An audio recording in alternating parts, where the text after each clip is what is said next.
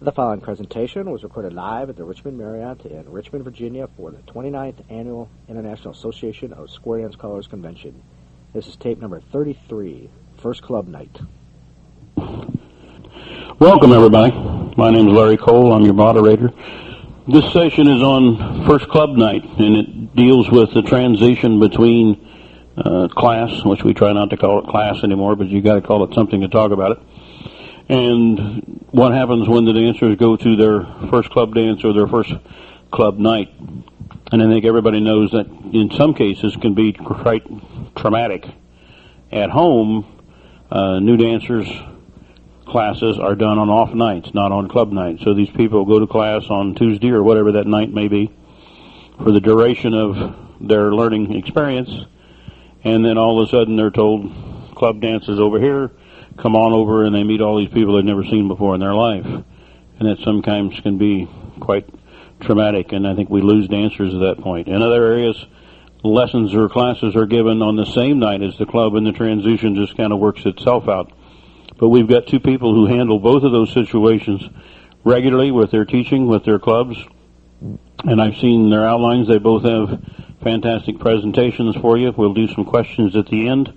Hopefully we'll get more knowledge from you than you're going to get from us. Our panelists today are Betsy and Tom Rudebock, if you'd give them a nice hand.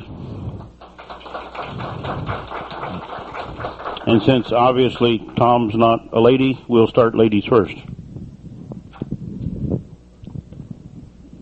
Okay, thank you, Larry. Now, there's many different possibilities that can affect the caller's ability to plan for the new dancer's success in the first night after the end of class, whatever we might want to call class. I'm going to get out the one in large print. One of the things that we run into in our area is that one possibility is that the caller who is doing the quote graduation night unquote also taught the class. In which case you can start to plan for the new dancer's success before the end of classes. You have contact with the board members and with whoever's angeling, and you can make plans so that the new graduates and new dancers are comfortable. Plan if there's a ceremony, and we can debate back and forth about whether or not that's a good or bad thing. There are differing opinions there. But if there's a ceremony, plan a dignified ceremony. We're not here to embarrass people. Talk to the board members and remind them how important it is to welcome the new members and to make them comfortable. Encourage a mixer tip so the class members do not cling to each other. Now, what I mean by that is perhaps make a theme and hand out, say, sets of cards or something with flowers on it. And at some point you're going to do the flower tip. And everybody with a certain type of flower, such as tulip, would end up in the same square. You would pass the cards out, one per couple, or in some way, shape, or form, so that you had a nice evenly matched square. And that way, they're mixed for one time, but nobody can get upset. Some of our clubs in our area are on computer cards, even plus clubs, just to make sure that people get mixed in, and that can also create a mix. But if your club doesn't do that regularly, theme around it. Talk to the angels. If you had people coming out to help with a class, talk to them about perhaps doing a buddy system so that they would kind of pair up with one couple for a couple of tips, and so that both of those couples would stand there, and that would be the start of a square, and other people would then come to join them.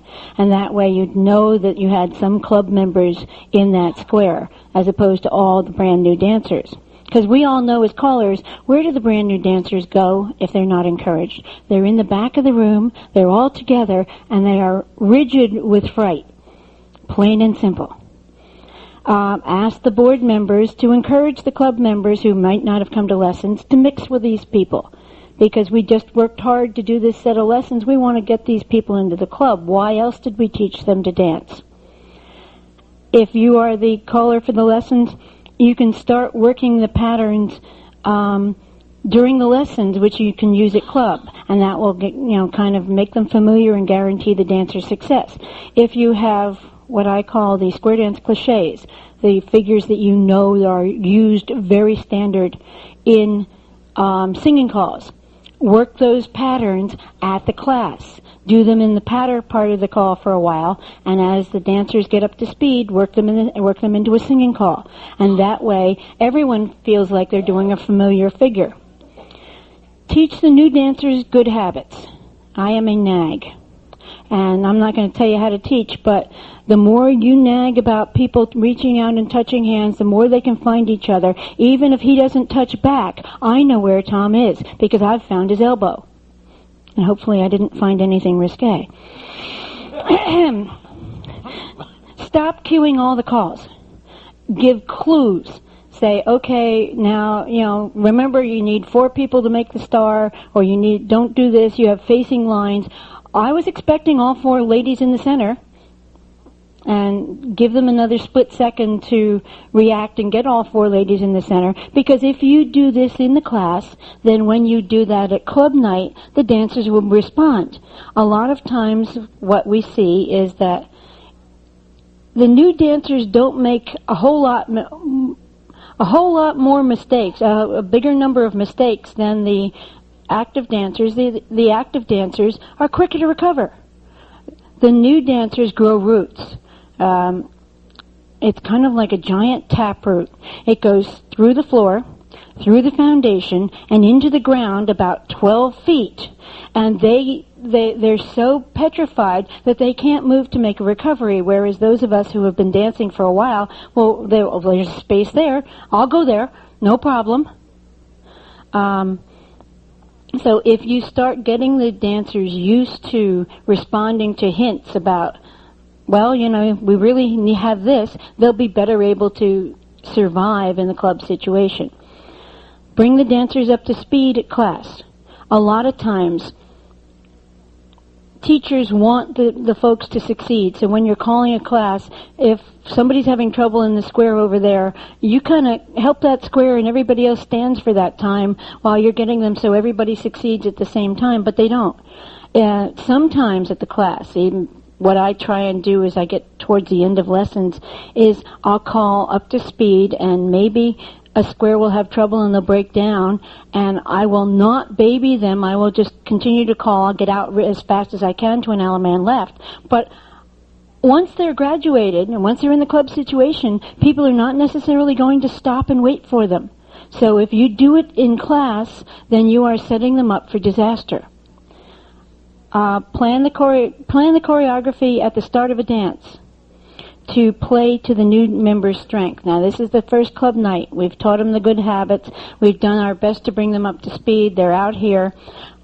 If you're the person who taught the class and you're doing the first club night dance, you know exactly what this class is weak at. Therefore, that's not what you call the first tip. You can introduce those calls a little at a time. Bring the newer calls in a theme, one or so per tip, so that you work them into it, so that you add, maybe scoot back has been one of the newest calls. So scoot back will come about the 3rd or 4th tip of the evening, and you'll do a couple of scoot backs, and then the next time you'll do maybe 3 or 4 more scoot backs in theme and do it a little different. And that'll make it interesting for the long-term dancers also. Now, if the caller for the graduation dance is a guest caller or the regular club caller who does not teach the class, you have a different situation. One of the things that you can do if you're coming in to call for the first night when they have the brand new dancers coming out, and you know that this is going to happen, is contact the club class teacher. Contact whoever works with these people normally and try and see if they can tell you the new dancer's strengths, which calls they're really comfortable with, which calls are fairly new and they get a little scared about, and find the strengths and the weaknesses so that you can do what I just said about planning for their comfort level. Keep the music, especially during the first few tips, perhaps a little slower than normal. I'm not talking down to 40. I'm talking 45, 44 and a half, or if you run it at 45, or if you run it a little lower than that, back it off maybe a hair. Just that little bit will give the folks a chance to respond.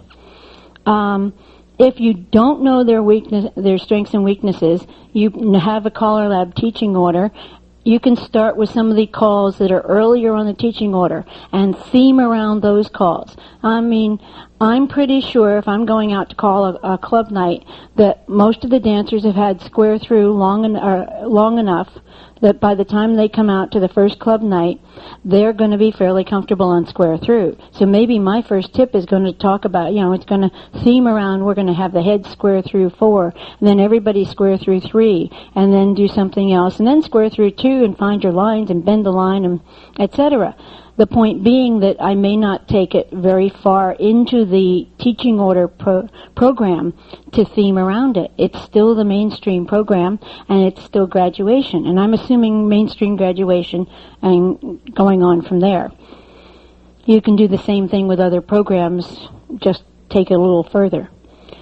Have the singing call figures ready that are what I call short-timed, and that's in quotation marks. What that means is basically their short times is less than 64 beats. So if you time out the figure, maybe the figure is really 56 beats or whatever, and then have something ready to add, like a 0, that you can put in. If they get ahead of you, then you know you don't have to baby them with a short timed figure. But if you call a properly timed figure and they can't keep up, they're never going to catch up, and the relaxation and the pleasure of the singing call is lost. And they're scrambling or they're broken down when they should be kind of relaxing and having a good time. So be prepared with your singing calls to have a figure that may be a little shorter. I also have figures that I've written for singing calls that I know are short-timed, and if for some reason the dancers have fallen behind, they had a little trouble, and I'm now behind my music, I can do this and I'll end up right with the singing call again, and I don't have to worry about finishing or making them run or anything else that's uncomfortable. Give lots of hints as you're calling as to what you're expecting from your choreography. I've got normal facing lines facing in. I've got normal lines facing out. All 4 ladies are in the middle, and you can make it funny if that's your idea, such as the 2 ladies in the middle who are of course holding right hands trade. That's about as obvious as you can get, but somebody will smile, and the thing is, the more you make people smile, the more you make people relax, the better they will perform on the dance floor. The taproot will shorten, and they will get more comfortable, and they will begin to move.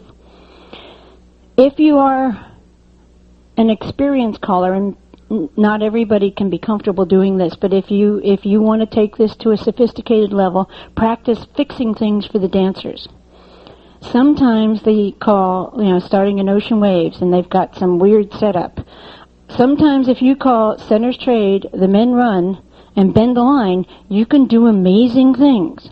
All of a sudden, instead of having, say, 2 men here and 2 ladies there, and a normal wave with the ladies in the middle on one side, you now have normal facing lines. The dancers know that you have done something. They don't know exactly what, but they are winning. And if you can do this without sacrificing timing, very much, then you have given the dancers all a good feel. They know that they weren't totally right, but that isn't what matters. What matters is that they're still moving. They didn't have the embarrassment of standing and making lines or whatever. They kept right on going, and you fixed it. Work on projecting, as a caller, a positive attitude. In other words, you are radiating goodwill. A comment like, the dancers on my floor never make mistakes, but sometimes they do creative applications of my choreography. I have never failed to get smiles and chuckles out of dancers when I say that. And all of a sudden, they are moving better. Tell the dancers they're doing really well. Put a smile in your voice. Talk to the folks during the breaks and answer questions if they ask. Again, tell them that they're doing well. They do not believe it and have to hear your positive remarks often. And something that's not on here that goes along with that, if you goof up, not that callers ever goof up, but if you do something creative and unintended, and the dancers cannot follow, it is not enough with new dancers to say, that was my fault.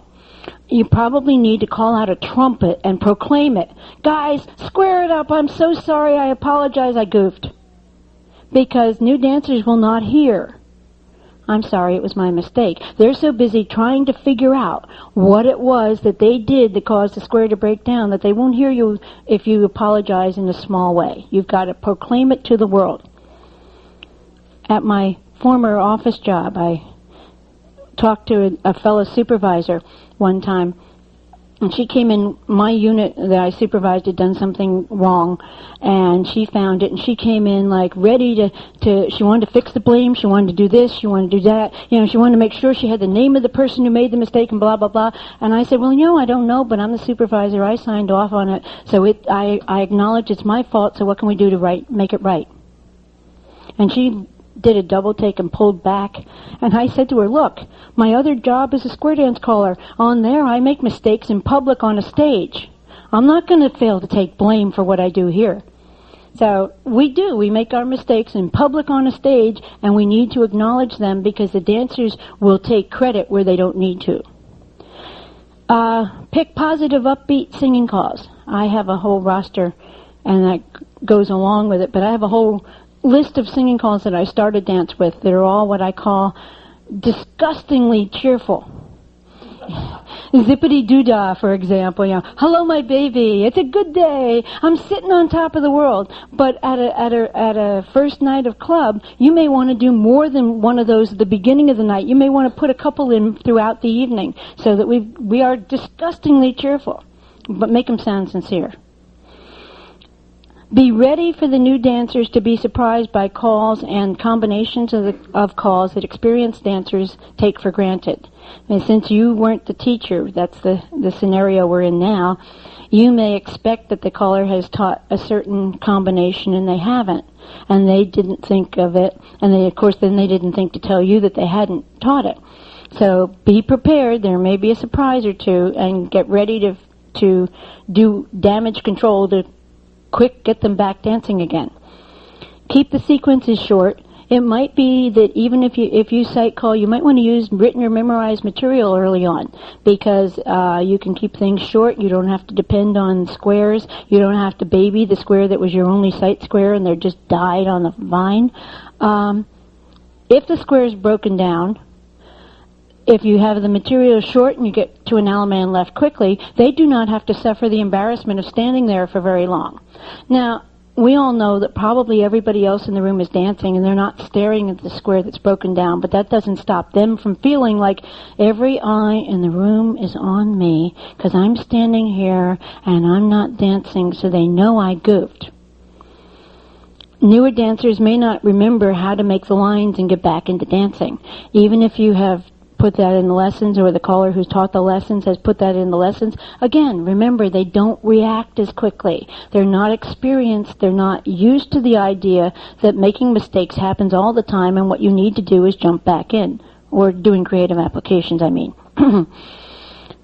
If the caller is using written or, and I said this before, written or memorized material, you're not dependent upon a sight square or more than one sight square, and you don't have to baby them and ruin your timing in order to keep that square going when everybody else is going, yeah. And that will make you as a caller more comfortable. The dancers in the sight square, even when they're experienced, can get nervous, and the flow of the dance will be smoother. And you can build more confidence by reusing the same material. So if they had a little bit of trouble the first time, you can go back and do it from again in the same way. These are new folks, and you can make them comfortable. And the club dancers do not. Callers think that all the club dancers all want new stuff all the time, and that is not necessarily true. They're comfortable with a repetition of patterns periodically because they can relax, and maybe they can help, and they'll feel comfortable. And the square dance cliches that all of the experienced dancers know feel comfortable and will begin to be a comfort zone for all the dancers. Excuse me. Enunciate. Enunciate. Enunciate. The new dancers may be unfamiliar with your voice, your delivery style. Good diction can help. the first thing that will happen when they are not sure what you said is that I can't hear, I can't dance. If you over-enunciate and make it clear, then you can do a lot for dancer success. Use good music, keep the choreography fairly standard, and have fun. And they will. And one thing that's not on my handout sheet is always, always, always put the pleasure of the dancer before your ego. Thank you. Thank you, Betsy. We'll turn it over to Tom, let Tom make his presentation. We're going to open up to questions, comments, and hopefully suggestions when we get finished. Tom, Rudebock. Thank you, Larry. Appreciate y'all coming this afternoon. I know it's been about this time after a big heavy lunch like we had. This room's cool. I was cold the last tip, last one. Anyhow, back to first club night. I've broken my outline down in a couple different ways.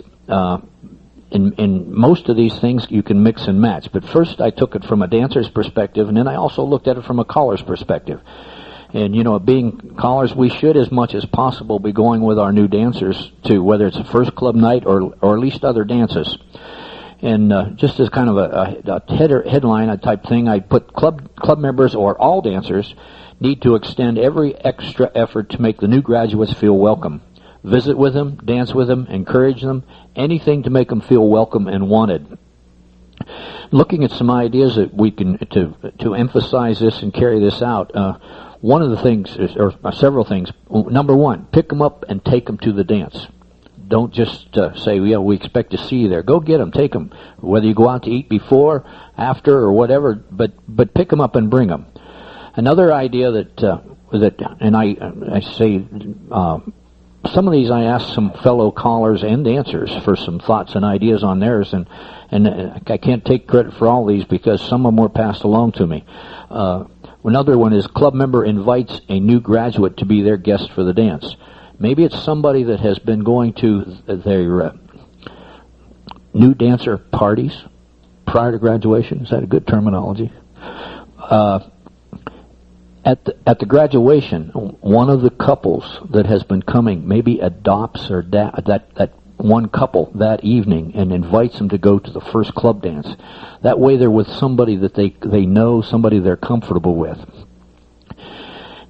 And as Betsy mentioned, we're all going to make mistakes. And even as experienced dancers, we do make mistakes. But one of the things we want to do is if a new dancer makes a mistake, we want to gently guide them. Don't push them, pull them into a position if they happen to trip over a call. Probably one of the most important things is don't criticize them if they make a mistake. We've all seen, unfortunately, some experienced dancers out there who just begrudgingly hate to dance with the new dancers, and which is not good. As we need to invite them into our square. We're setting up pat squares maybe, but this is an opportunity where we need to do that. As an experienced dancer, go get one of those newer couples and invite them into your square. And if at all possible, and Betsy alluded to this, is don't let the new graduates get in the same square. As they, if they become confused, befuddled, whatever, we've all seen them. They gravitate to the back of that hall, just like it had a steep slope backwards for some reason. Even though the floor is flat, they always end in the back. And as an experienced dancer, if you make a mistake, and again, Betsy alluded to this, admit it. And another thing is, I've seen callers do it. I've done it. It's amazing. Everybody out there on the floor made the same mistake at the same time. It's kind of a humor type thing. Invite them to be first in the refreshment line. If you have refreshments during the evening, be it midpoint at the tail end, invite them to be the first in line. And I mentioned this, and these are in no particular order on my handout, but we talked about picking them up before the dance, go out to eat with them before or after, if that's what you're going to do. Another thing that I suggest is during the club season, during the learning season, if the club has some activities, other than dance activities, invite them to be a part of it. One club that I'm aware of, they have what they call a timeout once a month. The club, anybody in the club or any other dancer for that matter, is invited. They announce they're going to a certain restaurant on I think it's a Thursday night, which don't matter. But they say club timeout is on Thursday night of this week, and they only do it once a month. But anybody that wants to come is invited, and they particularly invite the new dancers. Make an effort to let them know that they are welcome. If your square breaks down, regroup into lines, or regroup preferably into lines as quickly as possible. And after each tip, make sure you find something to compliment them on. Anything. Make them feel good. Members, I feel, should angel as often as possible during the learning season. I know it's not possible for everybody to be there every time, but I have seen clubs, that, and we all have, that the people at the first club dance don't know any of these people because they've never been to any lessons. When you form your squares, introduce yourself, shake hands with them, yellow rocks, whatever you're comfortable with, but make sure that you know, at least have met everybody else in that square. I'm suggesting give recognition maybe that first night to the new dancers, the new graduates. Introduce them, give them a dangle for the first night out, a reception line. You pick it, but maybe give them some recognition. And most of all, treat them like they're family, like they are part of your group. And the last thing, it's actually not the last on the list, but I think probably one of the most important things is praise, praise, praise. And Betsy alluded to this too. Maybe to back up a little bit and give you some background as to what the scenario, the atmosphere I work in back home. Most of the clubs, or in fact all the clubs in our area, hire a caller to teach their class. That caller will get maybe, depending on how often the club dances, 2, 3 dances, 4 dances during the year, and they use guest callers for all the rest of the dances. So that first club night may not necessarily be the individual that taught their class. But I think in our area, one of the things that helps with this transition is our federation sponsors, starting in December, the December dance is what they call high-low. Then January, February through April, they have a new dancer dance with the calls being limited to about where they are on the learning curve. The federation sponsors the dance. They normally use 2 callers who are teaching within the area. And the callers, again, are encouraged to stay within the learning curve. This helps them get to know new faces, new voices, gets them to know new people, and also they get to go out and dance with people from other clubs and mix. And the angels are encouraged to go to these 2 dances also. Also, many of the clubs in our area will sponsor new dances, or unfortunately they still call them student dances. But they sponsor these dances, and within our area, within 60, 70 miles, the new dancers could probably dance every week someplace at a new dancer dance starting early to mid-December, clear through till graduation. So there's some opportunities for them to get out and hear other voices, other callers, and meet other people. Another thing that some of the clubs do is where they have a high-low dance maybe once or twice during the learning season, alternating new dancer and experience tips. And I would strongly encourage, if your club is doing this, don't charge the new dancers full price. They're only dancing half or a third of the time. One club in particular I can think of, they charge the new dancers $1. And I'm not even sure what they charge the rest. I think it's $3, $4 a piece.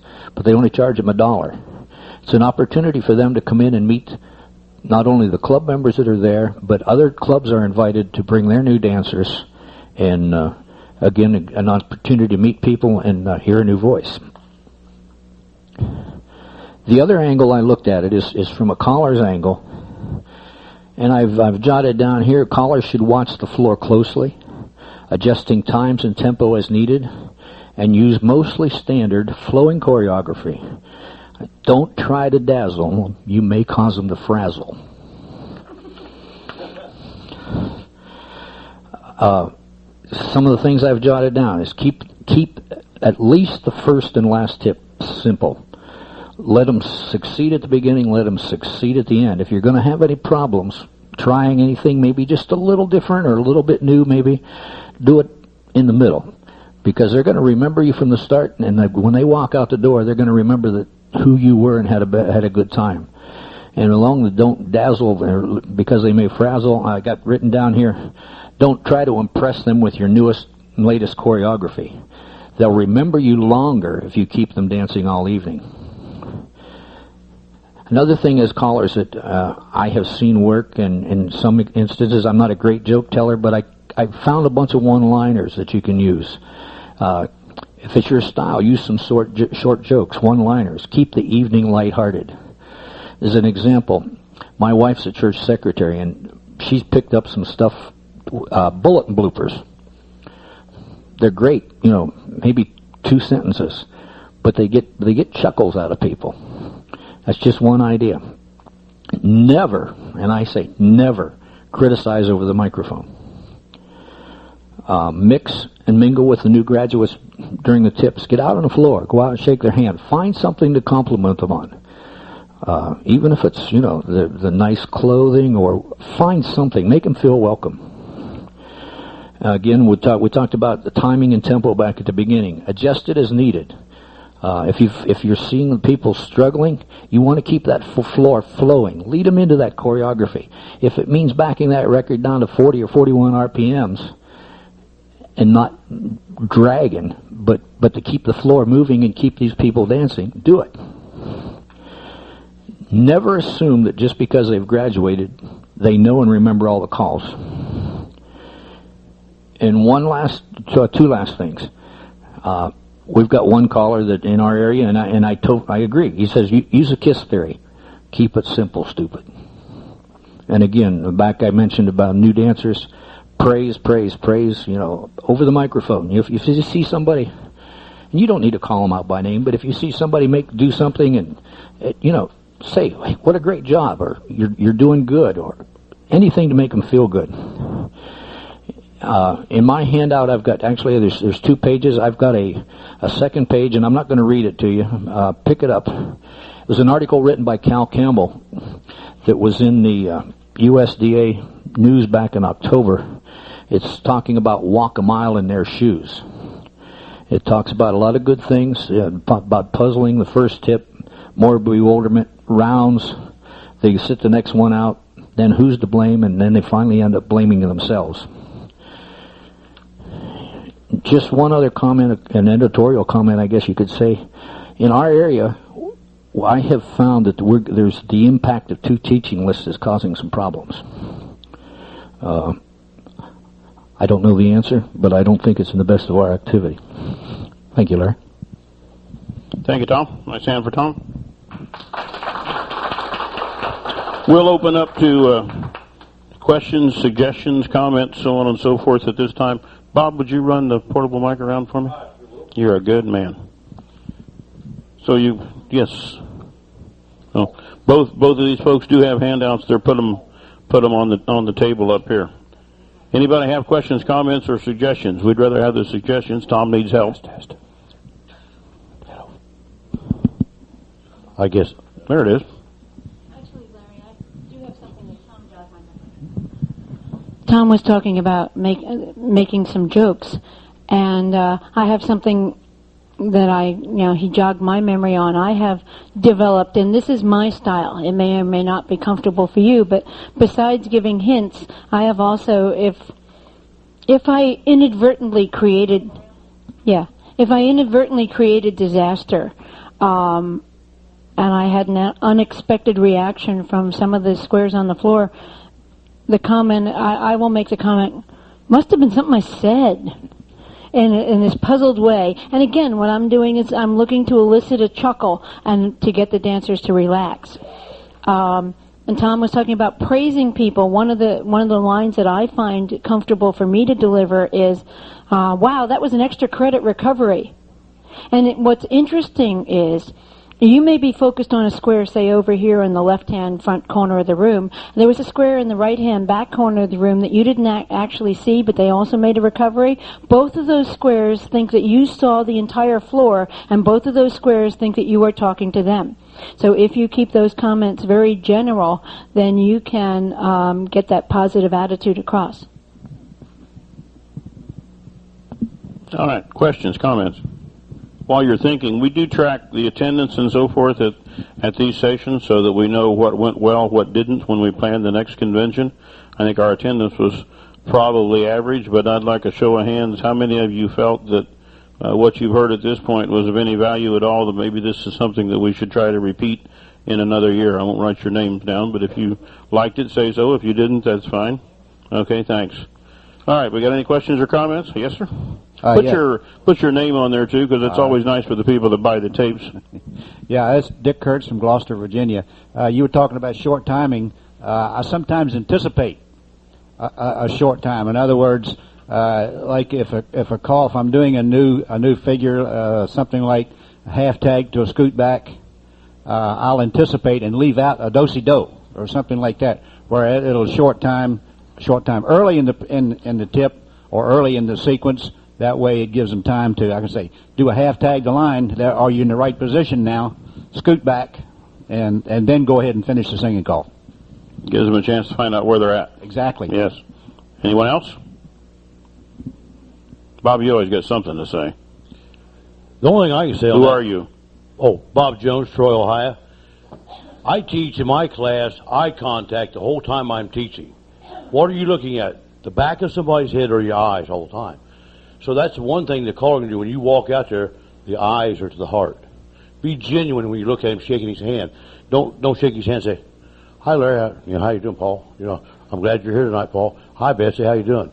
You've just shut him down right there. Look him straight in the eyes. "I'm glad you're here tonight." Make it feel genuine. He can tell. Thank you, Bob. Anybody else? Get the mic. Get the mic.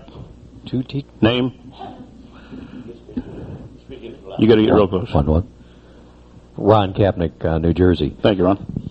You said 2 lists. Are you talking about ACA list and the...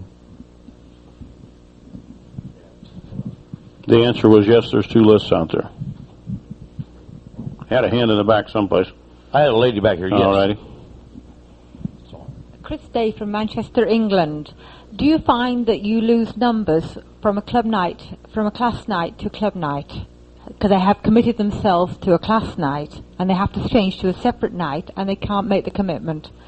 I have found over the years in the lessons that I've done and observed in the area, yes, if you teach them on Tuesday and you graduate them and say, "We're glad you're here, we dance on Saturday," some of them say, "We bowl on Saturday, we'll never be there," and I've always felt that was a problem. Betsy has a reply to that also. Yes, that's one of the problems. Another thing in our area, some of the clubs have gone through adult education classes in order to get students and get a place to dance and help with some of the problems of getting a hall. And one of the mentalities that you run into there is that people take an adult education class and they're into learning things, so they take square dancing and maybe they even take the second half of square dancing, but when those classes are over, they've done the square dancing class and next year they're going to take basket weaving, and they don't actually understand that what we want them to do is come out and square dance with us. One of the clubs that I call for at home is currently a very small club, and we have gone to the practice of holding the class on the same day as the dance for before the dance, and then we're blending the class members in early in the year when they did not know too many calls. When the club started, say at 2:30, this is a Sunday afternoon. When the club started dancing at 2:30, we would do 2 mainstream tips and then a tip for everyone, and then 2 mainstream tips and then a tip for everyone. At this point in the year, once the class is finished and the regular main club dance has started, we are alternating mainstream for everyone, mainstream for everyone. And we try and say for everyone rather than saying for class, because if you say, well, this is for class, then half of the mainstream dancers will go take a seat and they won't mix in, and what I want is for everyone to be mixing in. We don't have a huge class. It's right around a square. I don't want one square on the dance floor dancing while the club members are sitting there kind of looking at them, twiddling their thumbs, socializing.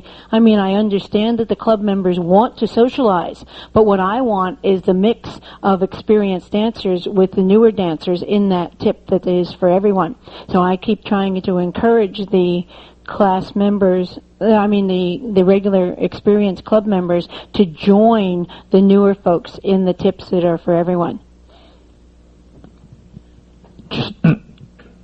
Just a further comment on what you mentioned about changing nights. I talked to two individuals, happened to be callers. One that was actually on the West Coast, and he kept good records. They had their class prior to the dance, and then invited the new dancers to stay for the first tip, first hour, whatever. And his retention rate was way higher than many of the rest of us experienced. Another club that they had their classes starting before the dance, and they run partially simultaneous in another room. They had another caller teaching their class, and normally the third tip they would invite the class members to come and dance with the dancers there. That way they got to know them. They got to hear another voice that way. Kind of piggybacking on what Betsy said about getting everybody involved, not letting anybody sit out. And this comes from the skating world, but many times if I'm wanting to get everybody up, including the experienced dancers, the new dancers, I'll tell them this is an all skate. It's kind of humorous thing, kind of a different terminology, but I say this is all skate. Everybody up. And they'll get up.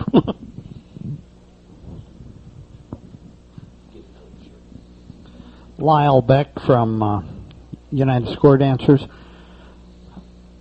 It's fine if you have your lessons the same night before your dance, but if you have a caller that travels, he may not be there that night. So we have our lessons on Monday night, our dances are Saturday night, so this doesn't work. I can see a big benefit to having the lessons before your regular dance and let them get acquainted, but with just one caller in the area, it doesn't work, and all of our regular dancers come to the lessons anyway. They seem to have more fun there than at the dance, so that gets them acquainted. It sounds like you've already solved that problem, and you have all the club coming to lessons, which really doesn't create a problem for you because everybody does know everybody when you get finished. And I would assume if also then that your new people know from day one that the club night's going to be some other night, and so on and so forth, so they know what they're coming into. But you would be amazed probably how many people are not informed of all those variables when they come to square dance for the first time, and they think that Tuesday or whatever night they came on is going to be, their dance night forever, and then we kind of shock them in the end. And I think we also sometimes, single people that come, we're very good about giving them a partner for lessons, and we never really bother to tell them that once they've graduated, that temporary partner's partner is going to take that person back, and now they have nobody to dance with, and we don't make an allowance for that. We don't make them feel very welcome in that first club night. Lyle again. Yes, Lyle again. Little commercial here for USDA. We have a publication, Take the First Step, and this is to go along with your series of lessons, and on each lesson night there's something that the caller or the club president can introduce the dancers to, whether it's the fact that you have an area federation or you have a state organization, you have a national convention, there's an association of callers, and they all go to learn, there's a lot of things, and for the whole series of lessons, they can be introduced to the square dance world during their lessons rather than just, hey, our lessons here on Monday night. Why don't take just a second and tell these folks where they can contact USDA so they can get that information. They can get it off of our website at usda.org, and you can print anything off of there, or there's phone numbers there too if you want 1 or 2 copies. If you want a volume of them, we'll send you 1 or 2 and ask you to print the rest of them, you know. If the club has a newsletter, you can make that available to the new dancers. If there's an area publication, let them read that. Even if maybe you have old copies, it just gets them into the feeling of what's going on, warning them in advance. One of the things that was quite successful for a while in our area, but unfortunately has fallen by the wayside right now, is the association sponsored, the umbrella organization sponsored a class-type newsletter that included newses. I speak English too. It included news from various clubs that were having lessons that talked about the news of the lessons, not the club news, but the news of the other folks who were learning at the same time. And they also coordinated some. We flipped it, yes. And it also talked about dances and they had invitational dances back and forth, because I truly believe that the more dancers go out and dance successfully to other callers with other people, the more they will be comfortable and the better off they are. So all of these are good ideas. I have picked up and used some of the USDA information. There's some great stuff. One of the other things that is done in our area, we have a federation quarterly newsletter. We make sure that we don't get it actually into their hands, make sure it's available to them to read, encourage them to read it, maybe subscribe to it. It's a humongous $6 a year mailed to your house. But it has all the news of all the clubs in the area, so they get a feel of what's going on. And it's a commercial. American Square Dance, they have come up with a deal now that if you send the names and addresses of your new dancers in, they will send them a free 6-month subscription. That lets them also know what's going on in not only the United States, but around the world. Betsy mentioned one thing in her presentation, and that was about the holding hands and the touching up, which leads me to my favorite theme, and that is quality teaching. All the things that we've talked about are wonderful, but if we don't do a quality job of teaching these people the first night that we take them to the club, they're in trouble, and you can't overcome that night. They have to be ready to dance, and they have to be comfortable, and I'm a harper too. You have to touch hands. I have watched dancers over the years who were taught to touch hands, and those that were, and the success rate between the two is just amazing. If you got a line of 4 looking out and everybody's touching hands, those people know where they're at and where to go. And if you got a line of 4 looking out and the center people aren't touching hands, you have 2 couples that are lost. And it makes a huge difference. But the quality of teaching that you provide these folks with before you send them to that first club night or take them to that first club night is very, very, very critical. I'd urge you to look at that as long as you're looking at everything else. Tom said he also stresses holding hands, but I'm not going to hold his hand. And Ron Kapning again, an idea that I stole from somebody recently. In November, I hand out a list to each of the new dancers where they can go dance. I make a compilation of where all the student dances are in the area, not saying that these are student dances, but on this date, you can go dance here. Start off at the top. You can go dance at any of the other classes, because we do that in our association. But then there is a student, there's a dance for you people in December here. In January, these are the ones you can go to right down the line. And when they hit end of March, now you can go to any of the mainstream clubs, and they always get our association booklet. It comes out 3 times a year right now. I mentioned the Federation newsletter or newspaper, whatever you want to call it. But in ours happens, it's quarterly, but it comes out at some crazy times. One of them being December and March or whatever. But the December issue, they always put all of the new dancers new dancer dances. Say that 10 times fast. In it, that's going to happen throughout the Federation. And you're encouraged to make copies of this to hand out to the new dancers. And as Larry mentioned, I'm a great stickler on touching hands. I use the phrase, Ma Bell says, "Reach out and touch somebody." It's that just a little lightness to it. This is just an idea that we use. It's really not about the dancing per se. Gene Triplett from the NEC, North Carolina. In February, most time, we hold a three-quarter dance. And we use this time, and we have what we refer to as our experience clothing sale. And we have all of the dancers, and even if you're with another club, you can bring your clothes there and give the new dancers an opportunity to come in and maybe buy a nice shirt that we've grown tired of, or maybe it shrunk when it went to the cleaners, this type of thing. And it gives them a chance to buy some, clothes where they feel a little more comfortable dancing with us at a lesser, without having to get into the expensive $50, $60 shirts. And it also gives them a chance to get out. And it's also a fundraiser for our club because we get 50% of the proceeds. So it works that way, and it gets them out. It's also a good mixer for those people to meet people in it. Betsy?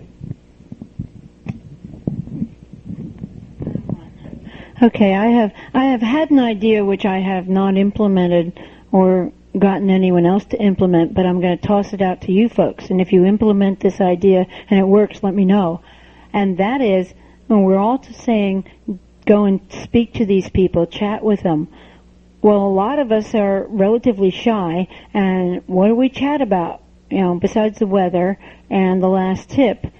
One of the things that it might be useful to do is throughout the lessons, get the people and get, in the folks that are in the classes, find out what their other interests are, and maybe have kind of an identity list. If the one of the things I would think of is if the club had a newsletter, you could put people's names in and what their interests were, and whether or not they had kids, and whether or not they say, we're now in New Jersey, I'm in New Jersey. Did they start their lives in New Jersey, or did they move here recently for business? And that way, people who wanted to go talk to them would have a starting place to chit-chat. One of the things we don't steal anything, we research. You steal it? Well, you're more you're brazen. You're brazen. But I think it was, I first heard, and I'm sure other people do it, Jerry Helt from Cincinnati. He buys a sugar-free candy and carries it in his pocket all the time and walks around passing that out. It's an opportunity just to hand him something and give an opening to say hi, how are you, and just lead in. Gene, you got something? Gene Triplett again. One thing that we do, and we do this on the first night of our new class when our new dancers are there, is we do square dance bingo. And we have a bingo card. It's set up like a bingo. And in order to get the dancers to mix, they have to get someone to sign this card for them. And then we also have them write their name on a slip of paper. And during the evening, we will draw names out. And if you have that person's name on your card, you X it off, and we have prizes for them. And you have, at the first night of class, they don't have to dance with it. But when we do it at our regular dance, the only way you can get them to sign your card is you have to be in a square with them. So it works as a good mixer, and we have a few little inexpensive prizes that we get donated and we give it away. And I have the card on the email, up on the computer. If anybody would like to have it, I'd be happy to email it to them. And it's got a few little rules down at the bottom, and it's really a great mixer to get people to come up and introduce themselves and say, would you sign my card for me? And so it works out real good. Good idea.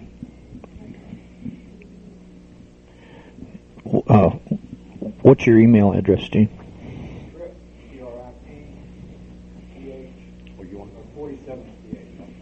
40. You mind if it's on the table? TRIP 47 TH at AOL.com. I'll repeat that. TRIP 47 TH at AOL.com. Free bingo card. Free bingo card mixer. Okay? Jean Beck, USDA president, along with my husband.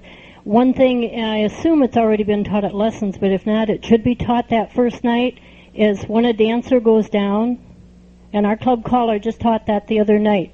It wouldn't hurt to review it very often. And the symbol is in here. This is a book, and we do a lot of researching too. We're happy to share the USDA information. It's not copyrighted. You don't have to reinvent the wheel. You can copy ours from the website, or if you don't know how to get a hold of it to order it, get to us, and we'll make sure you get some. But this book is put out by Grand Canyon Square Dance Association. One of our vice presidents asked us to bring it to CALLERLAB and give it to somebody so it could make a difference. And there is a website on here if you want to copy it down. Let me tell you first a few of the things that are in here. Be kind to beginners, the A to Z of friendship, square dance etiquette, handy tips for club members, 18 reasons to square dance, what will you learn, new dancers' Bill of Rights, killing square dance in 10 easy steps. Wonderful little booklet. And they're putting it out free. The website, if you're interested, is www.azsquaredance.com. And if you'd like to just look at one, we left one with Jerry Reed, and we have one that we need to keep. But I'm sure these would be available to you if you. There are a lot of good information. If you want to look at it, come up to us afterwards. Okay, how to get along with people. Is there anybody here that doesn't need to know that? Gene was originally referring to if a dancer goes down on the floor and needs medical attention or help of that kind, what procedure is there to follow it, if you didn't quite understand what that is. They have information on that and a symbol and so forth. Anyone else? Tom? Is on that website, is square dance spelled clear out or is it abbreviated? It's spelled out. It is AZSQQAREBANCE, all as one word, and .com. Okay. The website, again, they're referring to for this magazine. It's where'd it come out of? Arizona? Grand Canyon Square Dance Association? Grand Canyon Square Dance Association, and it's called the Square Dancer's Handbook, and it says free, not for sale. Okay, that's a Square Dancer's Handbook, and the website to contact them is www.azsquaredance, all one word, .com. Right, and there is a hotline number if you'd like that. Okay. 602-222-9339. And that might refer to the third weekend in February, the chicken dinner and the square dancing weekend. Okay. What she mentioned about what should happen in the event of a dancer going down, I've experienced it.